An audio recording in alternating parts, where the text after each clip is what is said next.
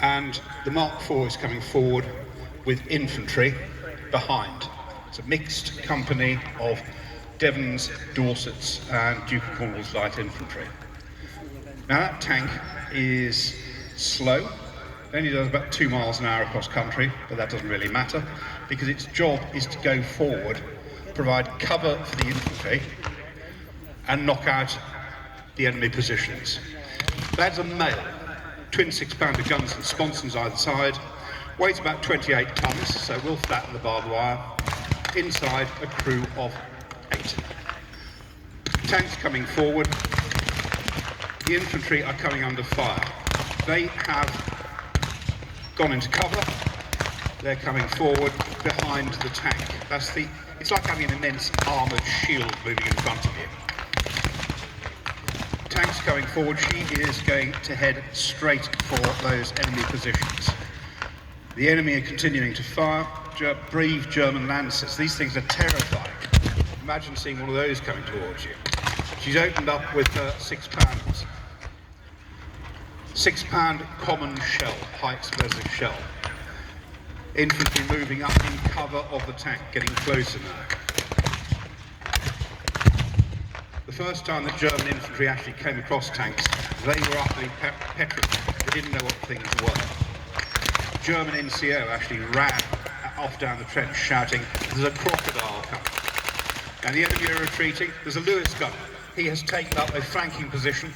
Lewis gun, light machine gun, some extra firepower other than the rifle, the SMLE, carried by the British infantry. Now, we've got another armoured vehicle. Now, I said that one was a replica. This is the real deal. It makes me immensely happy to see this little Renault FT tank coming towards us, more than 100 years old. About 3,000 of these were built by Renault, by the French company, and they are a different kettle of fish to the British heavy tank. Weighs about 7.5 tons, not much faster, about 3.5 miles an hour, and machine gun armed with a crew of 2. But the thing about this, the little Renault FT sets the pattern for every tank afterwards. It's got an engine at the back, the crew at the front, and it's got a traversable turret with either a machine gun or a 37mm Brito cannon. It's a cracking little vehicle, and these are in service for a long time. Built 1917, 1918, they're still around during World War II.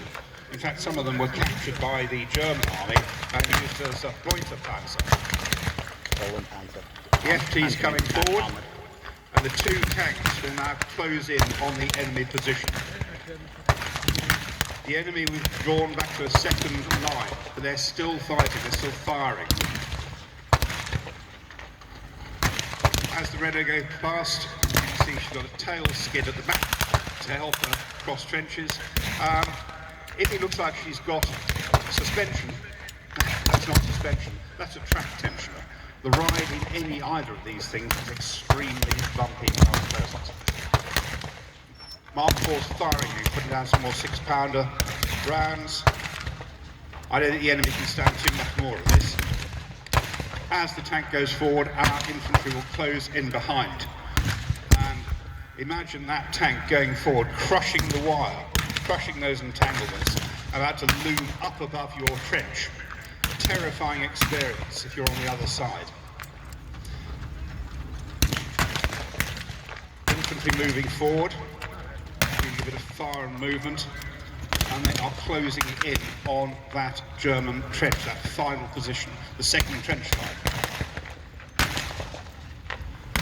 Wisely keeping in the shelter of the tank. Tanks are not invulnerable. That Mark IV's got armour about 12mm thick.